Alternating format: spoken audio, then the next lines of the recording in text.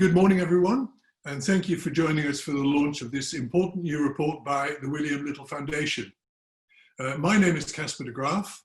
I'm a trustee of the foundation, and I've been asked by our chairman, Lord Hamid, to welcome you to this event on behalf of the trustees.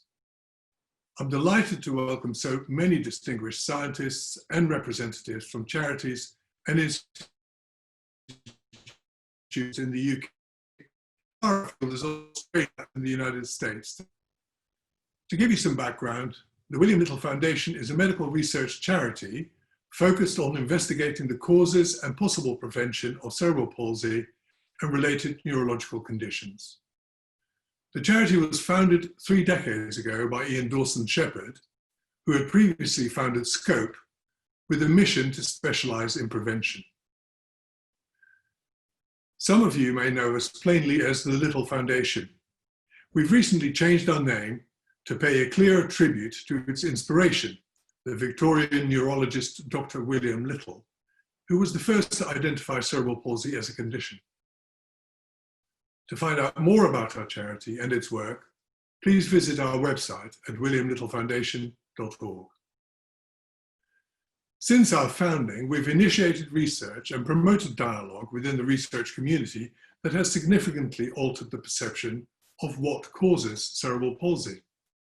The awareness that, contrary to previous assumptions, most instances of cerebral palsy are caused by fetal brain lesions during pregnancy opens the door to the possibility of significantly reducing the incidence of this condition, which severely limits the life experience of individuals, devastates families, and costs the UK economy alone £1.5 billion a year to maintain. Yet, in the 14 years since the breakthrough European cerebral palsy study, little progress has been made towards prevention. This is the significance of today's report, which reviews the state of research knowledge and funding so that with our partners, we can coordinate our efforts with renewed vigour and a coherent strategy. This is the first of our foundation events since the passing earlier this year of our former chairman and president, Christopher Robinson, who led the organisation for more than 2 decades. And on behalf of the trustees, I would like to pay tribute to him for his leadership and inspiration. Also on behalf of the trustees, I would like to say a special thank you to our Chief Executive, Jonathan Badger, who joined us last year and has given our work new energy and strategic focus on research and action that can make a difference. Now then to the order of the day. I'm particularly delighted that we're joined by our Vice President and tireless supporter, Baroness Nicholson, who many of you know as an expert in humanitarian affairs in the UK and internationally. I will shortly hand over to her to say a few words about the wider significance of this work. Then we will hear from Dr. AnnieBelle Sassine, the Imperial College research scientist who has compiled the review. AnnieBelle joins us from Washington, DC, so it's been an early morning for her.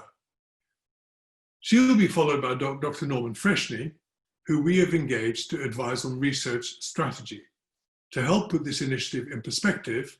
And after that, I will hand over to Jonathan to lead the question and answer session. Now then, it is my great pleasure to hand over to Baroness Nicholson to say a few words. Good morning, Kasper. Thank you so much for that superb introduction to our new face of the William Little Foundation.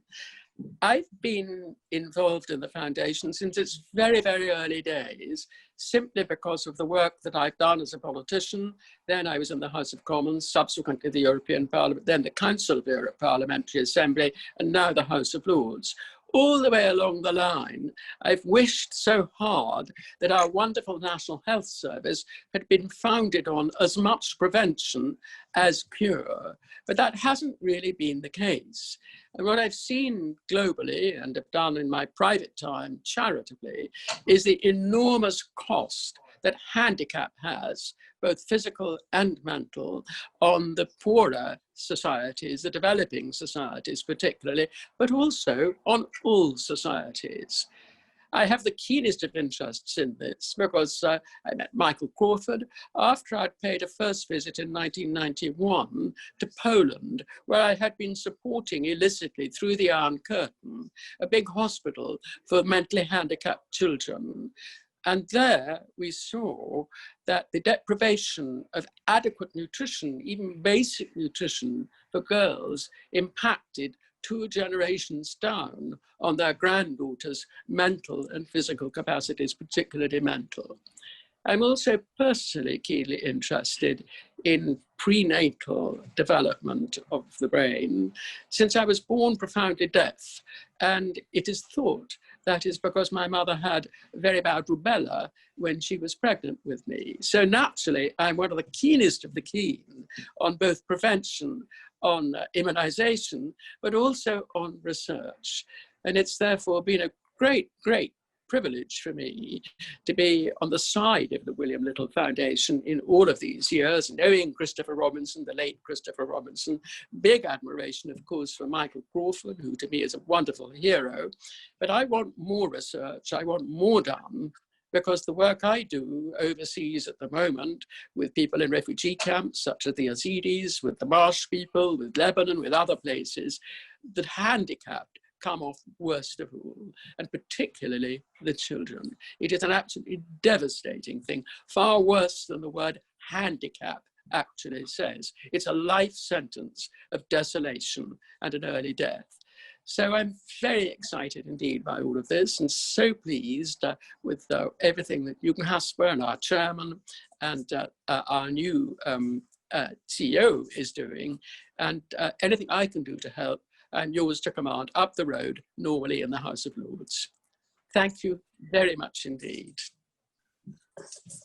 Thank you so much, Emma, for those kind words and for actually putting the work that we do in perspective of real people and in situations around the world, which reminds us why we're all doing this. So now we've come to the moment that we've all been waiting for, the presentation of a new research review by Dr. AnnieBelle Sassine, and she'll be followed by Dr. Norman Freshney. AnnieBelle.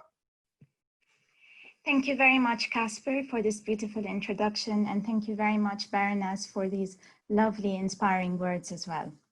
Today, I would like to present the research review related to what we know so far about the risk factors for cerebral palsy and who are the biggest funders as well, with a particular focus on the United Kingdom. I will be sharing my presentation right now, and I hope that this presentation will provide new insights for cerebral palsy research.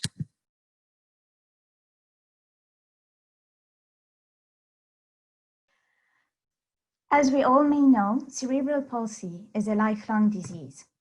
Now, the definition of cerebral palsy has evolved over the years. As Kasper mentioned, it was firstly described by Dr. William Little. The most widely used definition is that of 2006 by Peter Rosenbaum and al., which actually describes cerebral palsy as a group of permanent disorders of the development of movement and posture, causing activity limitation that are attributed to non-progressive disturbances occurring in the developing fetal or infant brain. The importance of this definition is that it acknowledges the motor disorders of cerebral palsy and its accompanying comorbidities, such as disturbances of sensation, perception, cognition, and secondary musculoskeletal problems, as well as epilepsy. Now, cerebral palsy is subdivided into different types depending on the degree and the extent of the damage as well. So we have 3 main groups, subtypes of cerebral palsy. The most common one is spastic cerebral palsy, and spastic affects muscle control and coordination.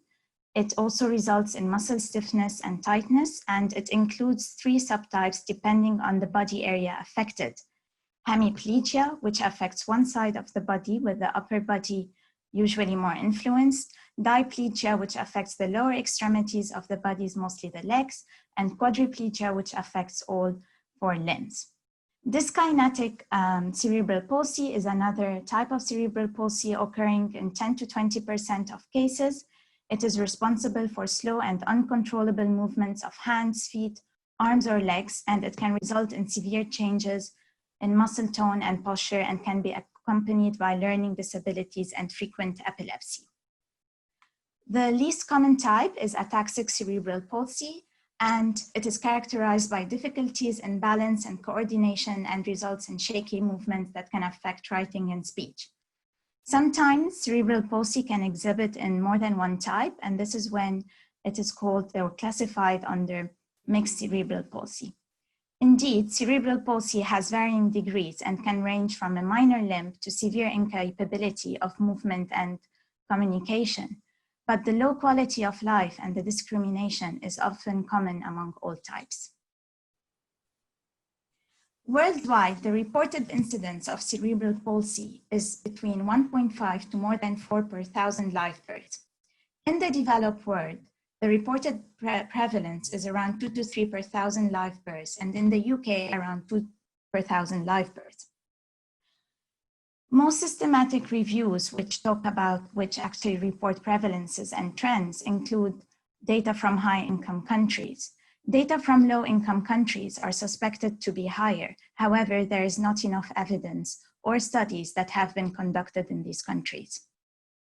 Preterm birth is a very strong predictor and strong risk factor for cerebral palsy. And the prevalence of cerebral palsy increases with decrease in gestational age.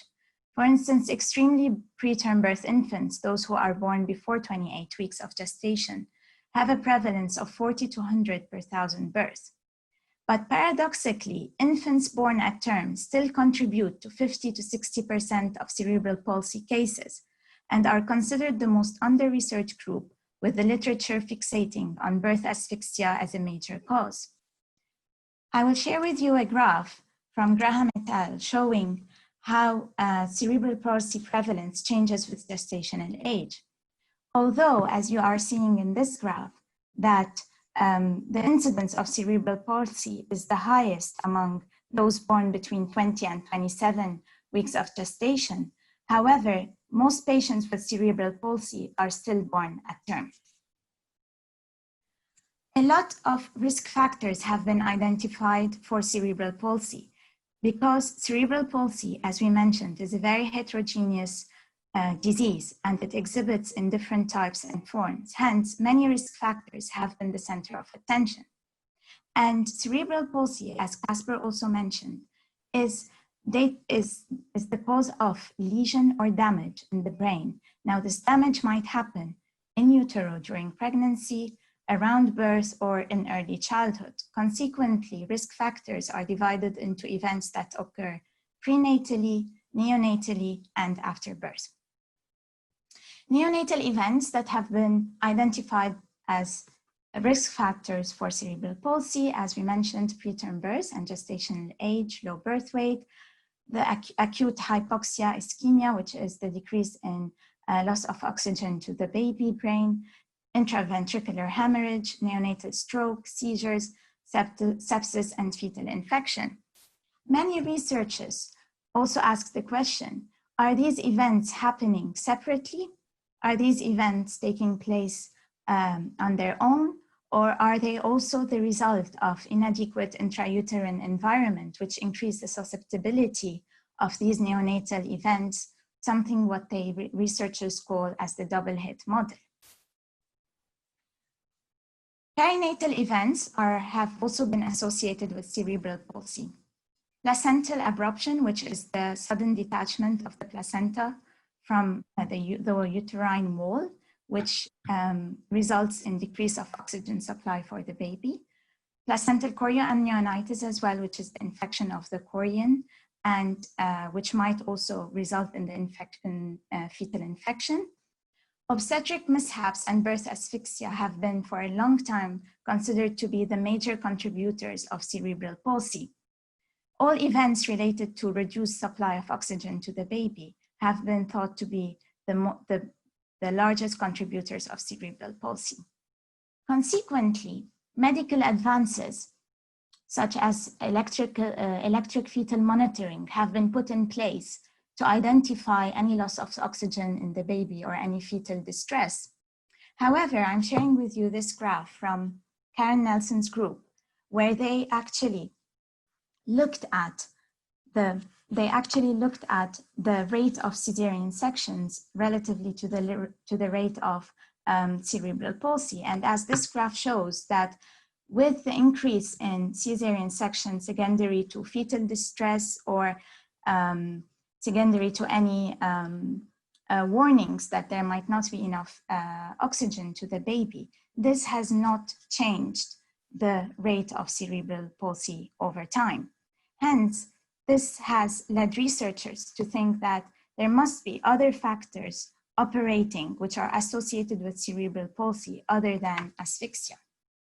In fact, both Joe Jacobson and Gudrun Harburg, who are pioneers in CP research, stated that evidence suggests that 70 to 80% of cerebral palsy cases are due to prenatal factors, and that birth asphyxia only plays a relatively minor role. As Kasper said as well, Professor Martin Bax and colleagues, they actually conducted a very important study, the European Cerebral Palsy Study, in which they found from MRI scans that there was wide brain damage in 43% of cerebral palsy cases. And they believe that these lesions have to happen before 34 weeks of gestation.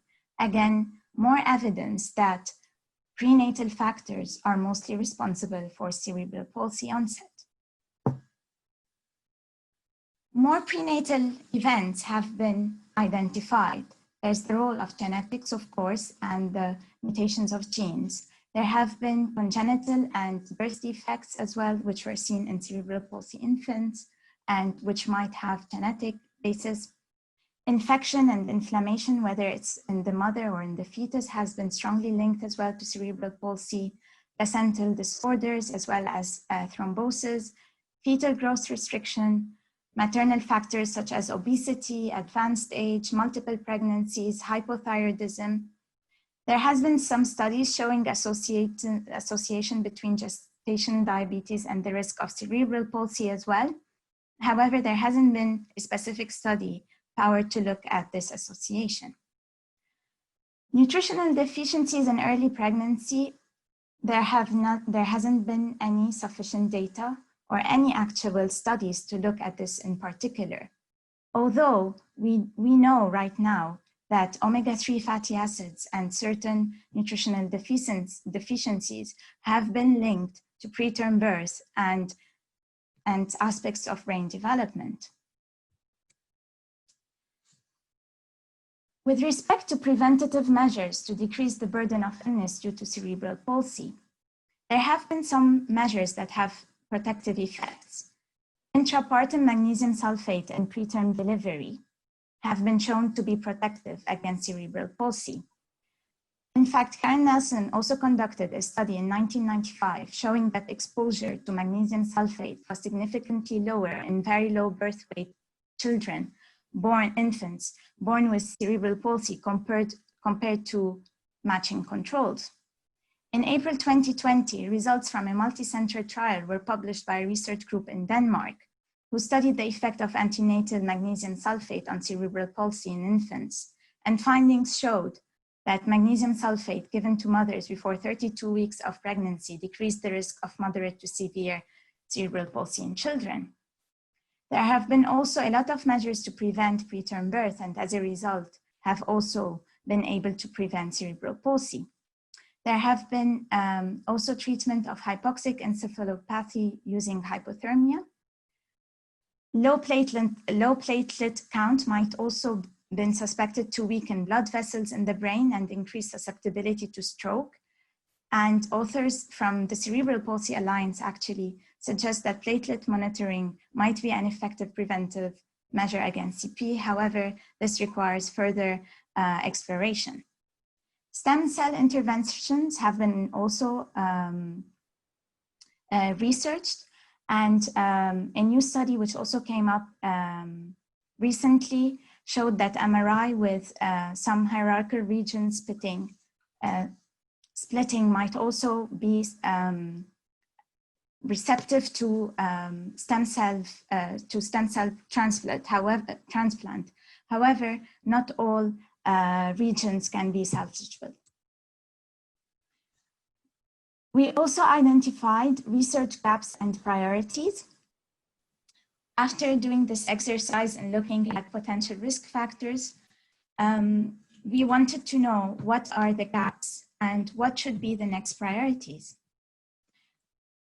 There isn't enough data from low and middle income countries, and some evidence is pointing to higher prevalence and different causes, such as malaria, neonatal infection, and birth asphyxia. In fact, in January 2019, the London School of Hygiene and Tropical Medicine tweeted that cerebral palsy and epilepsy are common in the 500,000 babies sub-Saharan Africa born with encephalopathy caused by birth asphyxia. And birth asphyxia in these settings could be related to the low quality of healthcare. We do need a national CP register in the UK to consolidate patient registry databases, to increase the usefulness of limited data, and to increase collaboration. We do know that there have been attempts to create a national CP register. However, the need for this right now has never been more important. This is because a lot of CP registers in the world are in place, and they have led to excellent and very important research. There are 8 CP registers in Australia, 4 in the US. There are CP registers in Sweden, Norway, Canada, and Northern Ireland. There's also the surveillance of cerebral palsy in Europe. And thanks to these registers, researchers are able to identify the risk factors that we have just mentioned. There should also be more focus on adults living with cerebral palsy. There is research showing that they are at an increased risk for non-communicable diseases. In the middle of this pandemic, cerebral palsy patients have been particularly at risk. They have been considered to be one of the high-risk groups and were asked to be isolated. The burden of this pandemic on the cerebral palsy patient must have been immense, especially that they are already isolated and secluded from society. This is why, not only because of this pandemic, but even more so now that the frailty and fragility of this subpopulation has been shown and exposed. More research is required into the etiology of cerebral palsy. There are a lot of promising studies that hint that cerebral palsy might be preventable. The role of inflammation and infection is very high. There hasn't been any studies to look at the role of nutrition, especially given that we have ample data showing the importance of nutrition for brain development, for placental development. We need to further explore the role of genetics, gestation diabetes, and any placental pathology. We also require right now to clarify what's happening before brain damage is onset. What is the complex dynamic that precedes brain damage? What are the critical periods of brain and motor development? The timing of lesions or brain damage? What are the cellular and molecular pathways of injury and repair? Martin Bax in his study showed the importance of using MRI scans to be able to identify and date the lesions.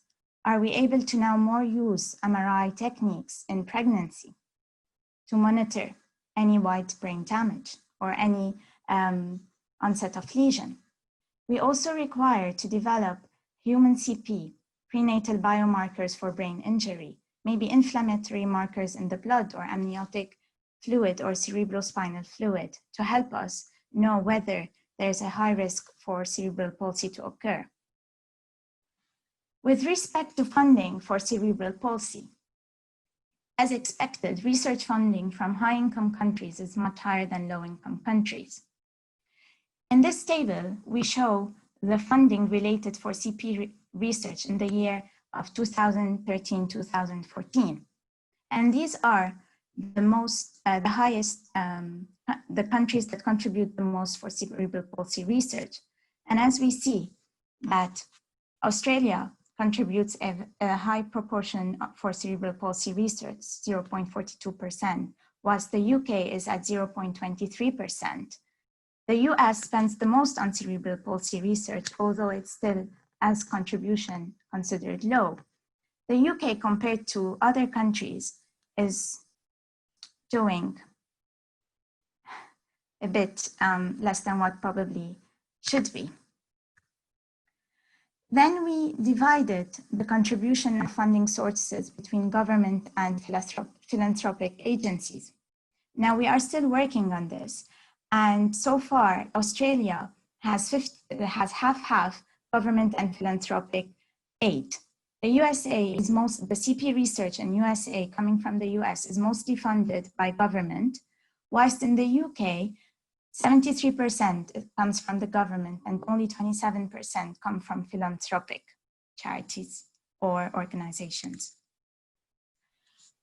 In every country, we also identify the biggest contributors to CP research. In the UK, the Department of Health is the biggest contributor, followed by the Wellcome Trust, Medical Research Council, Action Medical Research.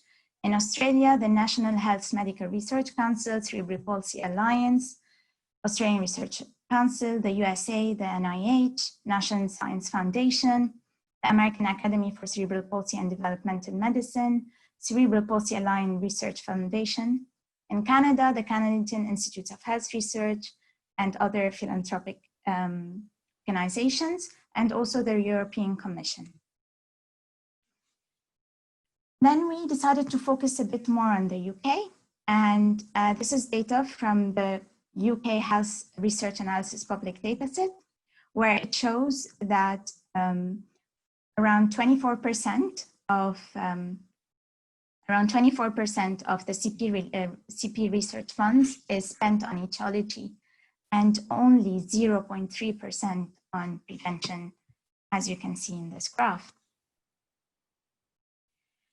The 2018 report was also published recently, and then we wanted to compare whether there has been an increase or decrease in CP-related spending. And unfortunately, in the UK, the spending has decreased from 0.23% to 0.22% for cerebral palsy. And research funding for etiology has also decreased from 24 to 17%, whilst prevention luckily increased from 0.3 to 7%. To wrap up, this presentation basically showed that there's a lot of evidence that prenatal factors are associated with cerebral palsy, and the fact that cerebral palsy might be preventable should place cerebral palsy on a high priority for research agenda for government and philanthropic organizations. The UK has to increase its spending for cerebral palsy research as well. I would like to thank the William Little Foundation, Jonathan Badger, Dr. Norman Freshney, Kasper, and Professor Michael Crawford and Mark Johnson. And I thank the audience as well for your attention. Thank you. AnnieBelle, thank you very much indeed. Can I ask now Dr. Norman Freshney, who advises the William Little Foundation on research strategy, to help put this work into perspective.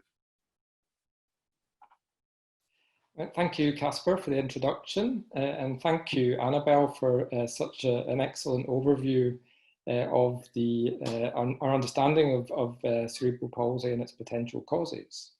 Yeah, so thank you for the opportunity to talk about the review that I've been doing for the William Little Foundation to identify research priorities for the prevention of cerebral palsy. And it's really just continuing from the overview that AnnieBelle has provided on the literature review that AnnieBelle's conducted and the funding landscape that she's been talking about. What I've been doing is having conversations with various funders, scientific and clinical experts, to really get an understanding from them as what they see are not only our current understanding of what might be causing cerebral palsy, but what are future directions and priorities of research to really improve our understanding of the causes and translate that through to new ways of preventing cerebral palsy. So, I mean, just to emphasize at the beginning, it's been alluded to earlier already, is just alongside the challenges that face individuals and their families who have cerebral palsy is the substantial cost of this condition to society. And various countries have looked at different estimates of what the estimated lifetime cost per person of cerebral palsy may be. So I've listed a few studies here from the UK, US and Denmark, which see it as around sort of 600 to 800,000 pounds per person as being the lifetime cost of cerebral palsy. A further study in Australia a couple of years ago estimated the annual costs, so the annual cost per person to be about, converted into British pounds, £82,000. And then, as mentioned at the beginning, the estimated total costs per year to the UK each year, taking all cases into account, is about £1.5 billion. So a substantial cost to society that really dwarfs the research investment that is going into this condition. I'll just skim over this. AnnieBelle's really mentioned the low level of funding that goes into cerebral palsy research. About a quarter in the UK goes into understanding what the causes of cerebral palsy are. And we've seen some increase in that being translated through to prevention research from the first analysis that was conducted in 2014 to the more recent one of 2018. Overall, there is wide recognition of underinvestment in maternal and perinatal health research in the UK, is acknowledged by the report of the Chief Medical Officer in 2014. And more recently, a review by RAND Europe, commissioned by the NIHR, which really highlights research into preterm birth as a particular priority. And I'm just going to highlight a few findings from the RAND Europe review, so this is looking at sort of widely across pregnancy research in the UK, of combined spend about £51 million per year in the UK. So that's government and charitable funders.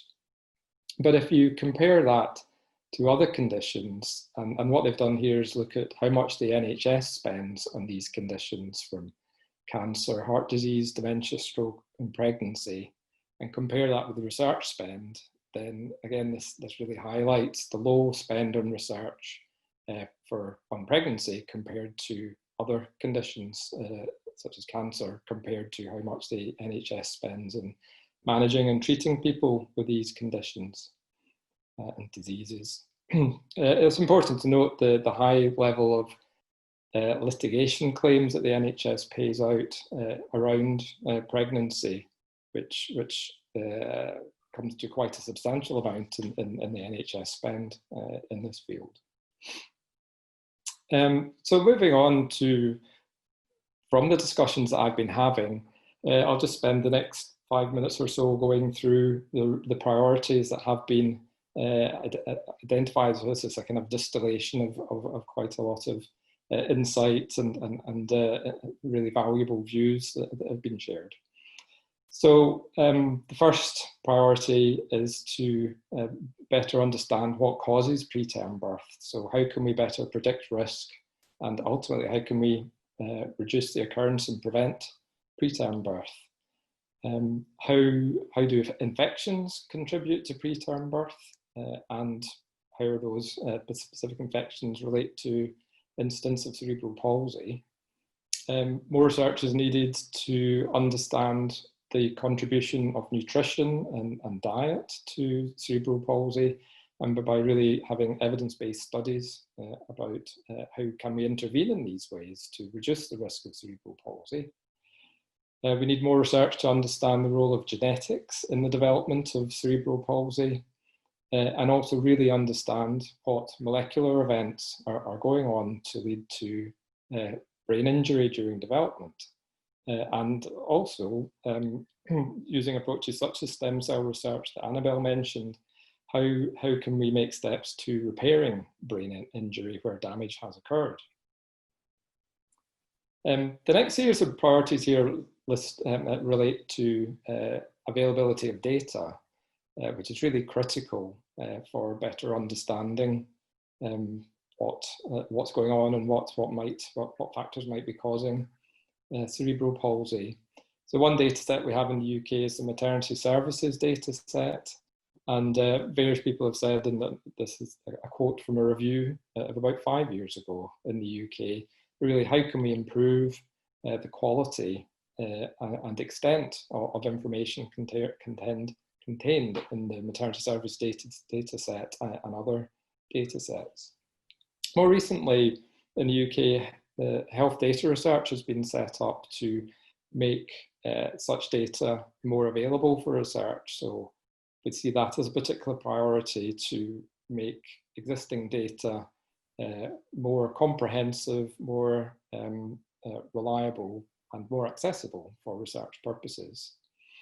AnnieBelle also mentioned the need for accessing data on the prevalence and risk factors for cerebral palsy in lower and middle income countries, where it's a substantial challenge.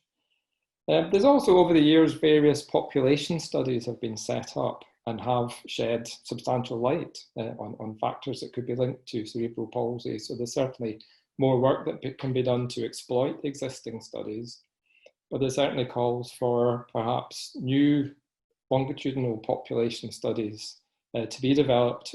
These are very expensive to set up, but they really are valuable in collecting information in real time about during pregnancy, for example, about a wide range of factors such as diet, such as infection, and how these could over time contribute to increased risk of cerebral palsy. So in terms of the long-term goals, I mean, partly to inform the work of the William Little Foundation, but also to inform the wider research community as well, is that we believe we really need to increase the level of funding for cerebral palsy research, and organisations such as the William Little Foundation can raise awareness of how underfunded this field is and influence other funders to put more funding into this area. Certainly the better coordination of research funders at a UK and international level would be very helpful to advance these goals. And we want to attract more researchers into doing CP research, as well as training early career researchers to engage in this field. And of course, we need money to be able to do that. There's a lot of exciting developments with imaging technologies, and so how these can best be applied to understanding what's going on in cerebral palsy is really important. And really building critical mass in this field, whether specifically in cerebral palsy research or in pregnancy and maternal and child health, having a research centre approach to really focus minds, concentrate resources, bring people together is we think, a really important way of advancing research in this field. And a great example where there has been success is the work of the Cerebral Palsy Alliance in Australia, who some time ago created their research institute, which has been a great focal point for developing research in this field. And it also highlights here the work of the NIH a few years ago in developing a strategic plan for cerebral palsy research. So, and how priorities by these organisations can really help the research community and funders to move forward and how they support this area. So really, just to close, I'd like to thank a wide range of individuals who've given their time to inform this review, whether through interview or providing information for this review. And thank you very much for your time today. Well, thank you, Norman, and thank you both, Norman and AnnieBelle, for those very insightful and thought-provoking presentations.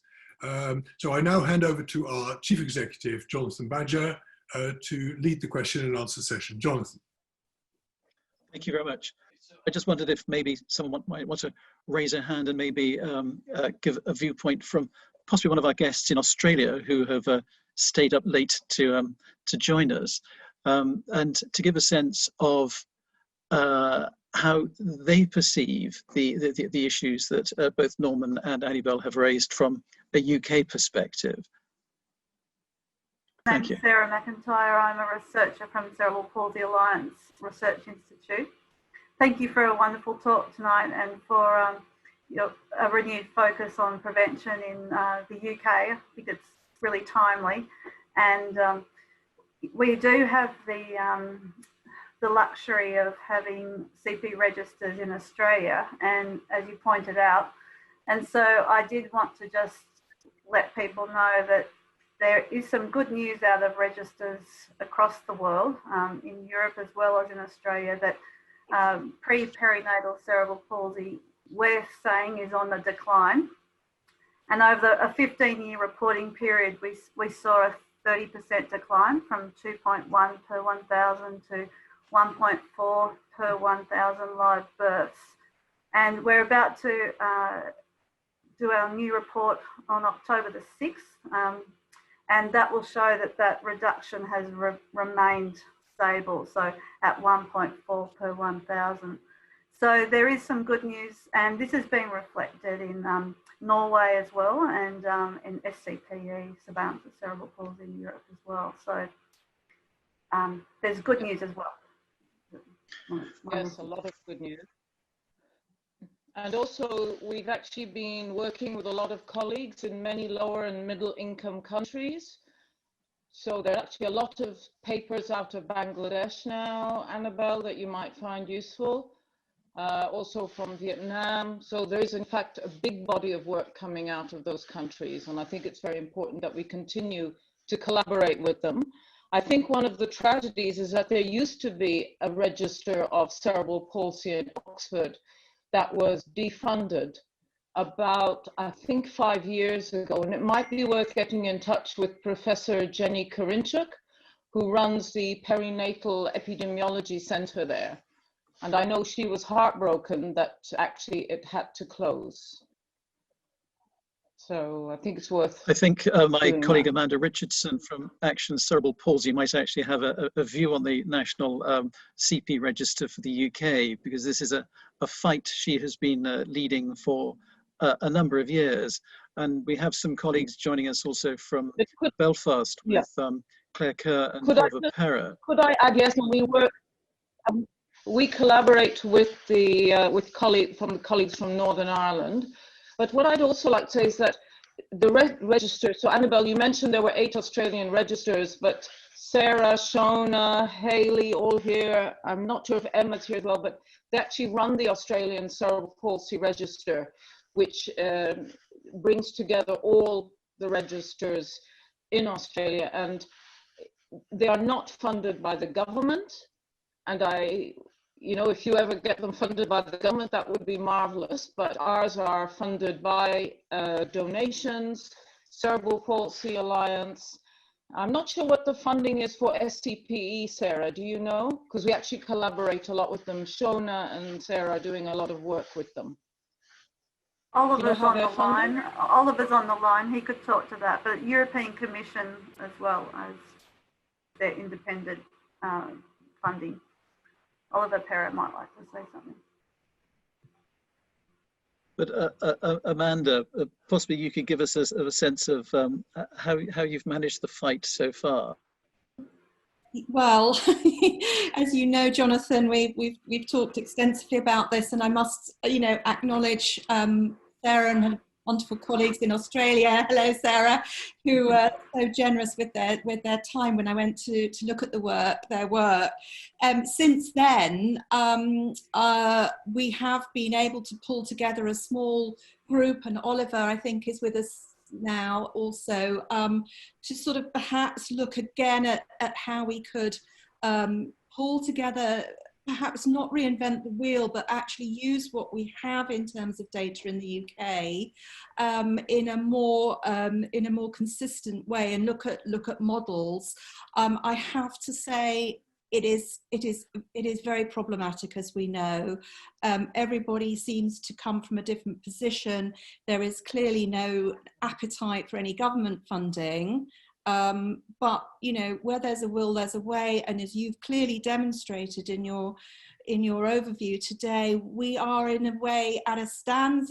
There is a limit to what can be done in terms of research, when we have no real collective data or source of data in the UK. I think it is a really important issue, and it is something that we absolutely have to address.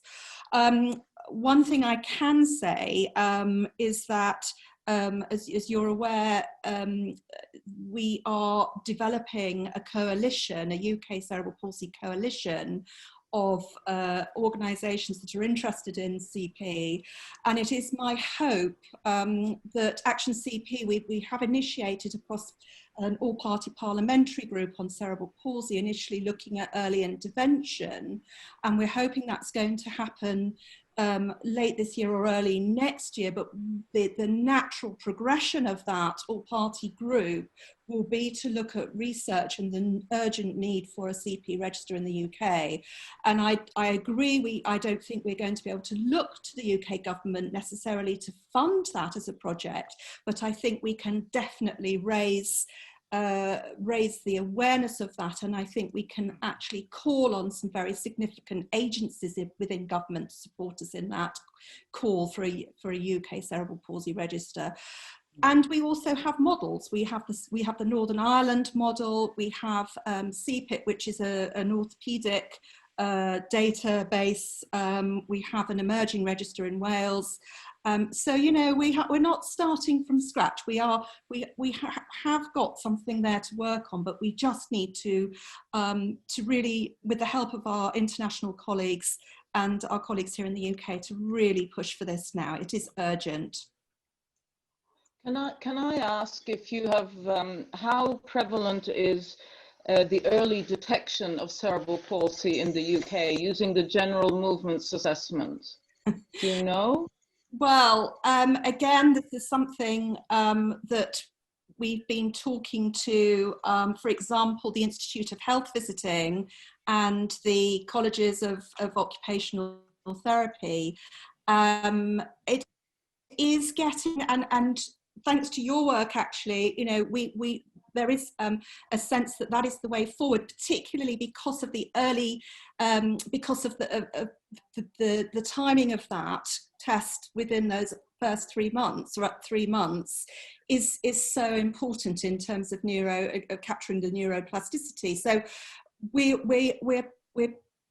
in answer to your question, I think, again, we've got a long way to go. There is a growing recognition of the importance of the general movements assessment in the UK for diagnostic purposes, but it is not standard.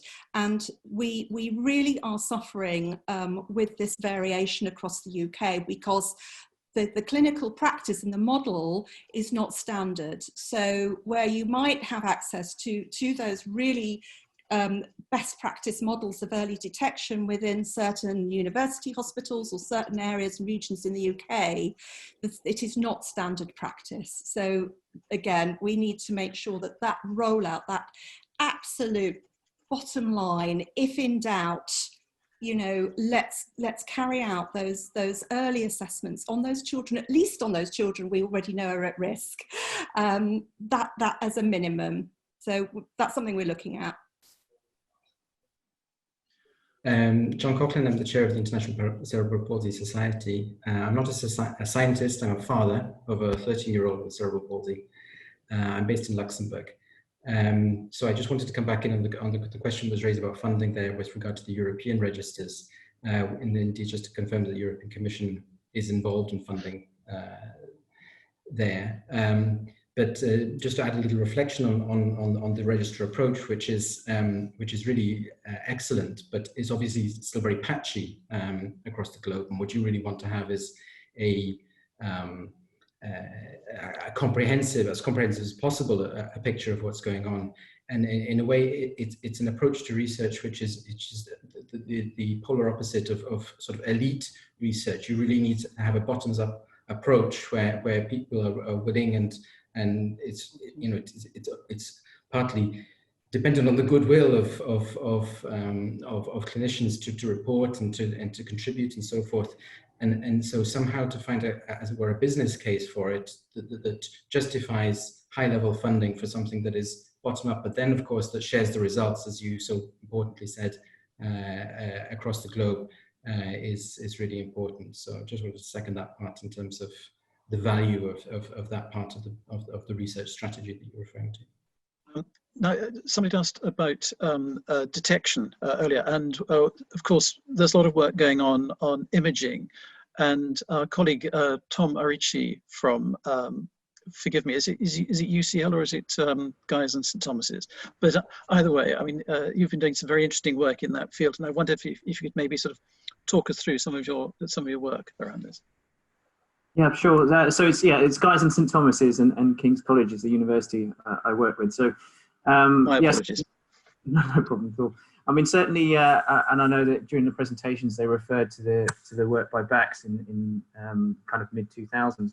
So there's really very good evidence that the MRI scans are very, very important in identifying the kind of lesion, and they're very important for, I think it's important for the family to try and get some understanding about what's going on. A lot of the families, I'm also a clinical neurologist, I think a lot of the families really get a better understanding and engage better with the diagnosis and understand the process of rehabilitation when they can actually see something visibly and understand the diagnosis.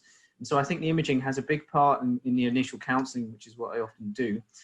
And I think the methods have really advanced. So there's a increasing availability of MRI scanning, which is the first thing to say. I think if we look back at the Bax work, at that time, I think that MRI scanning wasn't widespread, whereas I'd say probably every hospital in the UK probably has an MRI scanner now. The methods that are being used and the quality of the imaging probably varies a little bit across them. So that's something that we would like to try and standardise. But I think there certainly is a place for doing scanning, early scanning on infants.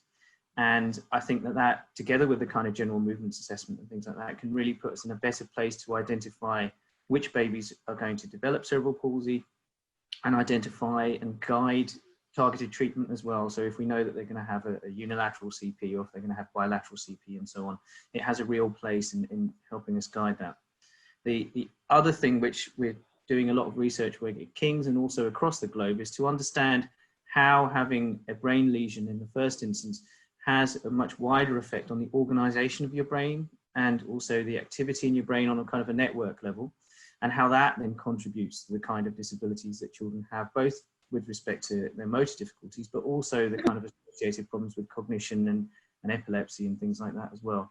So I think there really is a lot that we can gain from the imaging at an early stage. And then lastly, the last thing I'd just say is that I think there's a big role for certainly MR imaging, because it gives us quantitative information to act as a biomarker if we're testing therapies or trying to understand how different therapies are both working and whether or not they've been effective. It can give us an idea of what's happening in the brain as well. Thank you very much, Tom. Bearing in mind, I'm aware we're coming to the end of our time, but bearing in mind that the Little Foundation is built on the principle of trying to prevent cerebral palsy. Nadia, you've told us before that rape are dropping quite dramatically in Australia, and I wondered if it's not too leading a question, you could sort of maybe give us a sense of why you think that is. Is it a question of active preventative measures, or is there some broader impact that's enabling this? Look, we think it's quite complex, but I would actually say that the register has been an incredible tool in that way, because it told us who was developing cerebral palsy. And as at the beginning, yes, it is about 40% were born prematurely. There's been huge efforts during pregnancy to implement magnesium sulfate to women going into preterm labor. The use of steroids to mature the lungs decreases the hemorrhage. So there have been a lot of strategies during the pregnancy. Also, all the newborn intensive care units in Australia meet twice a year, and Rod Hunt, who's in this meeting and also works head of a unit in Australia with me, knows we meet several times a year and we compare our results. And there are very strict practices now in Australian newborn intensive care units. Everything is very strict protocols around the care of preterm babies. Around term babies, therapeutic cooling will affect only a minority of babies, but that has become, again, standard practice. Much better detection of birth defects during pregnancy. So for instance, cardiac babies are now born in dedicated units. They don't suffer the lack of oxygen that we used to see in the past, getting better surgery. It really is a whole suite of preventative measures, also accompanied by very good public health measures. And I think all the researchers here will know that there's an indescribable something that when you start focusing on a problem, it seems to start getting solved.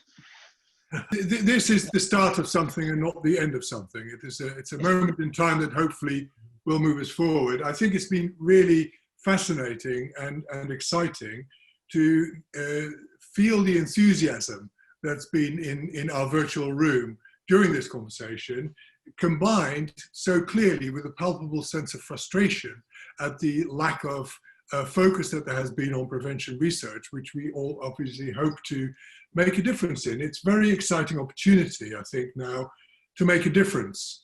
So I would like to say a couple of really quick thank yous.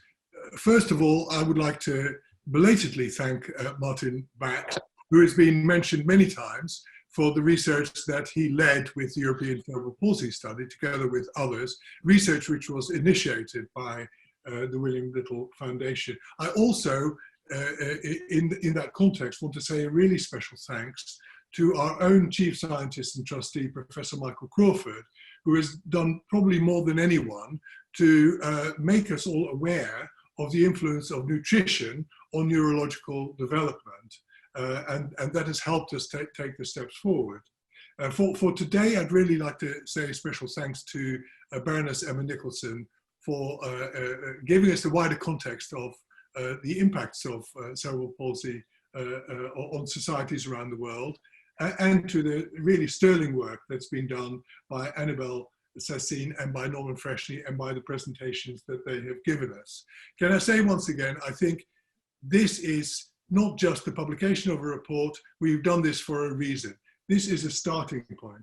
The reason is to understand where we are, to understand the gaps and the opportunities, and to put special impetus now behind the research and the ability for organizations such as all of those represented here today to collaborate on a coordinated effort to help to reduce the incidence of cerebral palsy in the future. Thank you so much for attending.